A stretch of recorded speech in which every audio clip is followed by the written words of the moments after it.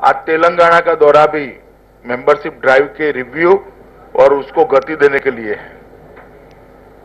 तेलंगाना में भारतीय जनता पार्टी ने 35 लाख सदस्य बनाने का लक्ष्यांक रखा है और मैं आशा करता हूं कि तेलंगाना की जनता इस लक्ष्यांक को सिद्ध करने में भारतीय जनता पार्टी के कार्यकर्ताओं का सहयोग करेगी और अच्छा प्रतिसाद मेंबरशिप ड्राइव को अभी मिल रहा है। 2014 के आम चुनाव में भारतीय जनता पार्टी पूर्ण बहुमत पाकर केंद्र में सत्ता में आई। भारतीय जनता पार्टी के नेता नरेंद्र मोदी देश के प्रधानमंत्री बने हैं और भारतीय जनता पार्टी के नेतृत्व में एनडीए की सरकार देश में चल रही है। इस चुनाव अभियान में तेलंगाना में भी हमें करीब करीब 22% वोट मिले हैं और भारतीय जनता पार्टी ने अपने जन समर्थन में काफी बढ़ोतरी की है। चुनाव अभियान के दौरान भारतीय जनता पार्टी और हमारे नेता श्री नरेंद्र मोदी जी ने जो बातें लोगों के सामने रखी थी,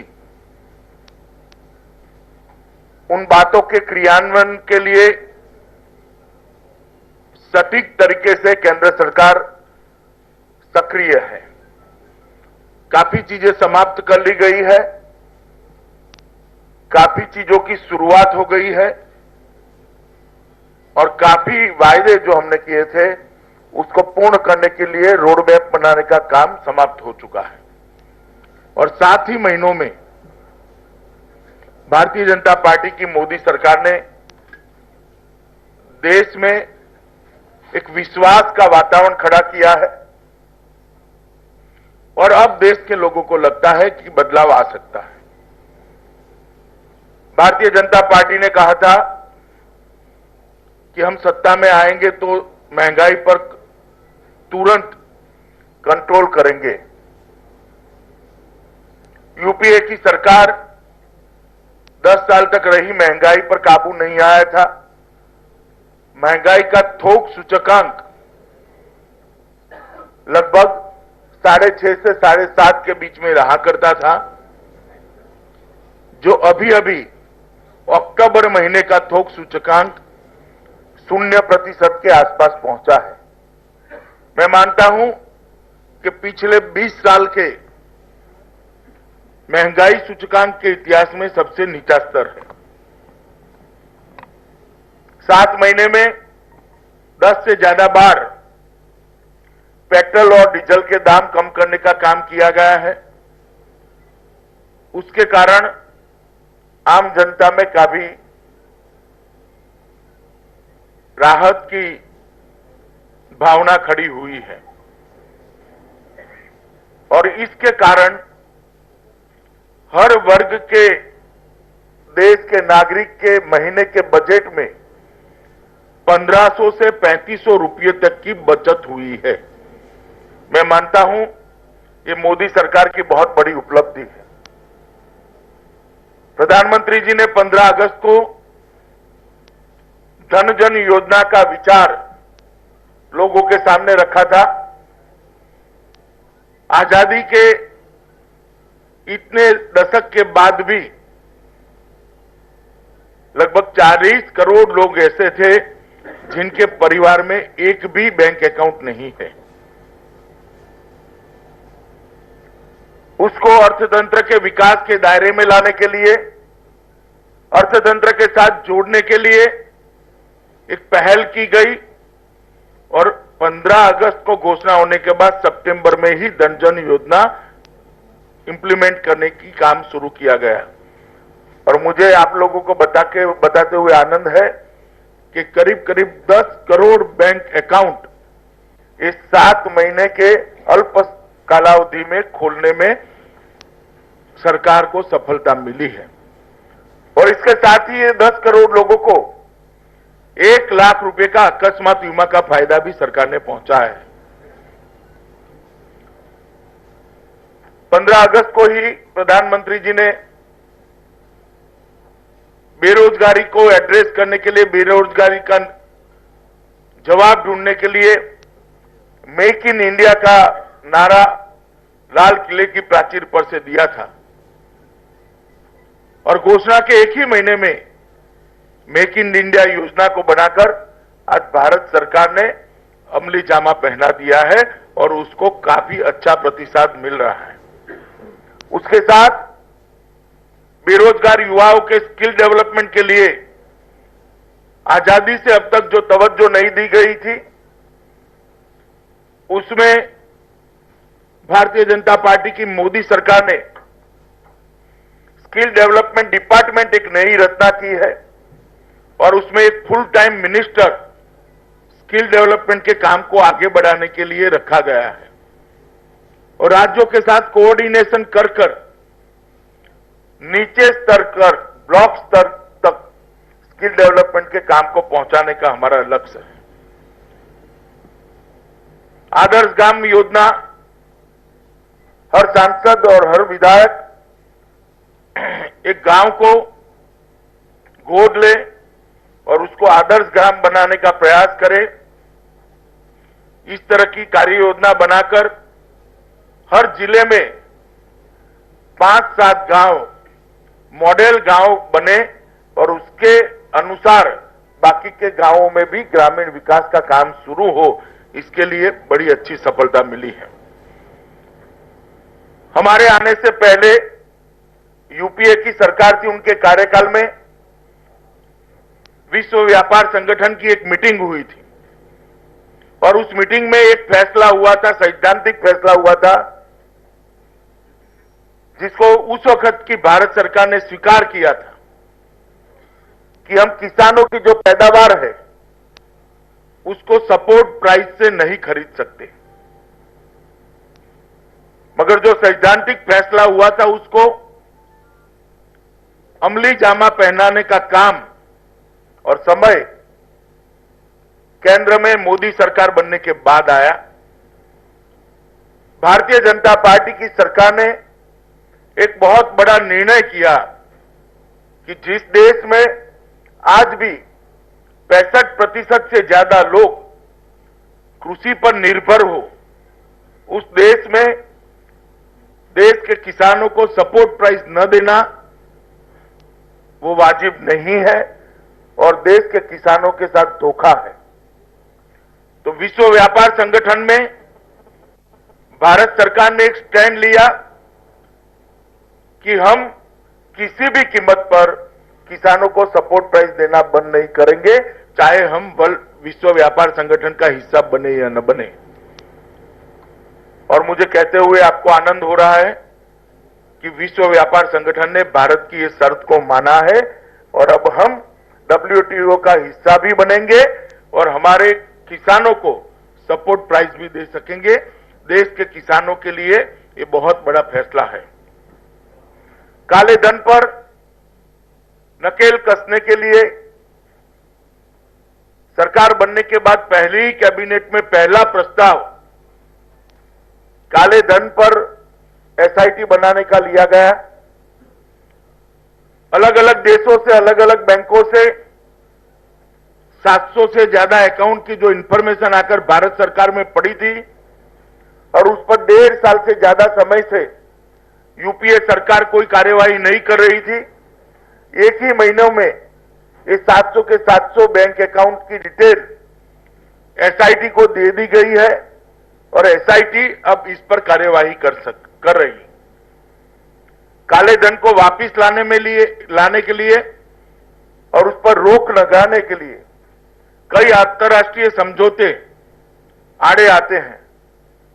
प्रधानमंत्री जी ने वैश्विक फोरम में जहां जहां मौका मिला काले धन पर दुनिया में आम सहमति बनाने के लिए एक इनिशिएटिव लिया है और मैं मानता हूं कि इस इनिशिएटिव के कारण आज दुनिया में एक आम सहमति का वातावरण काले धन पर बन रहा है।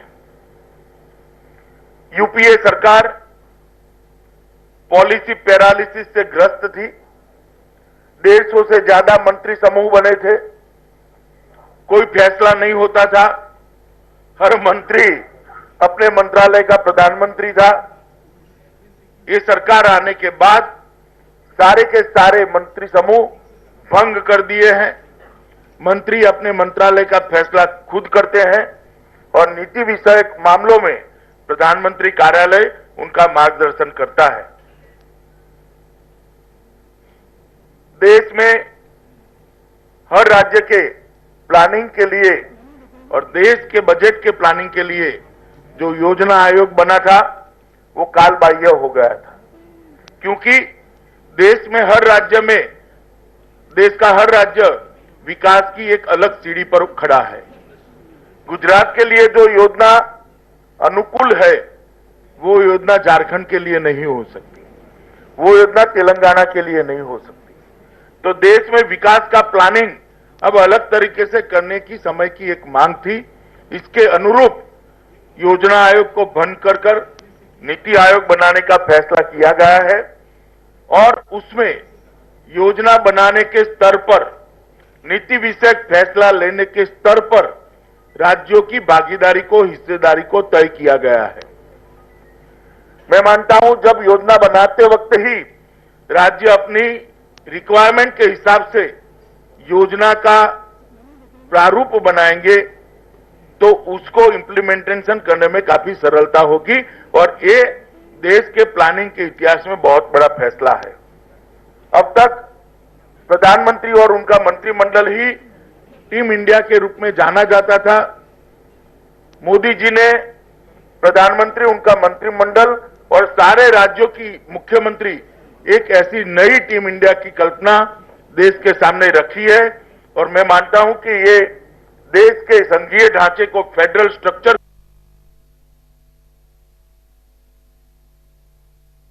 100 से ज्यादा स्मार्ट सिटी बनाने के लिए पहल की गई है। उसका टोकन बजटरी प्रोविजन भी किया गया है और अर्बन डेवलपमेंट डिपार्टमेंट उस पर आगे बढ़ रहा है। स्वच्छ भारत का अभियान भारत की जनता को स्वच्छता के संस्कार से संस्कारित तो करता ही है, उसके साथ भारत सरकार और राज्य सरकार उसको लॉजिकल एंड पर ले जाने के लिए इंफ्रास्ट्रक्चर में भी अब आयोजन के अंदर प्रोविजन करने की पहल की है। इससे पब्लिक प्राइवेट पार्टनरशिप की तर्ज पर 2019 तक भारत को एक स्वच्छ देश बनाने में ये सरकार काफी आगे बढ़ी है। देश के अंदर जो पॉजिटिव एटमॉस्फेयर बना है, एक अनुकूल वातावरण तैयार हुआ है, इसका असर अब आंकड़ों में भी दिखाई पड़ता है। एनडीए सरकार जब गई और यूपीए सरकार आई तब हमने 8.6% की दर पर विकास दर को छोड़ा था और जब 10 साल यूपीए ने शासन किया और हमारे हाथ में फिर से शासन दिया तब 8.6 से विकास दर 4.6% पर गिरा था और एक ही तिमाही में इस विकास दर को 4.6 से 5.7 पर ले जाने में भारतीय जनता पार्टी की सरकार को सफलता मिली है। गंगा अभियान देश की हर नदी को शुद्ध करने के लिए एक गाइडलाइन बनेगा, ऐसा हम लोग मानते हैं और गंगा शुद्धि अभियान के लिए 3 मंत्रालय बनकर उसकी कार्य योजना बना रहे हैं। देश के रक्षा क्षेत्र में देश की तीनों सेनाओं की जरूरियातों के लिए आपूर्ति में काफी समय से लिपापोती चल रही थी। जितनी भी जरूरियात थी तीनों सेनाओं की, उसके सबके टेंडर निकालने का काम और ऑर्डर देने का काम 7 ही महीनों में इस सरकार ने फाइनल किया है और मैं मानता हूं आने वाले 10 साल तक सेना की आपूर्ति के लिए जो फैसले लेने थे वो 6 महीने के अंदर लेकर इस सरकार ने देश की सुरक्षा के लिए अपनी अग्रिमता जो है वो लोगों के सामने रखी है। 24 घंटा बिजली हर घर में पहुंचे, इसके लिए प्लानिंग हुआ है। उत्पादन और वितरण ये दोनों क्षेत्र के अंदर भारत सरकार पहल करेगी और घर तक पहुंचाने के लिए राज्य सरकार उसमें पहल करेगी। गुजरात और मध्य प्रदेश में 24 घंटे बिजली पहले से पहुंच गई थी। अब भारत सरकार ने राजस्थान के साथ भी एमओयू किया है और 1 साल के अंदर राजस्थान में भी 24 घंटा बिजली हर घर में पहुंच जाएगी। बाकी सब राज्यों से भी चर्चा कर हर राज्य की योजना बनाने का काम बिजली मंत्रालय ने आगे लिया है।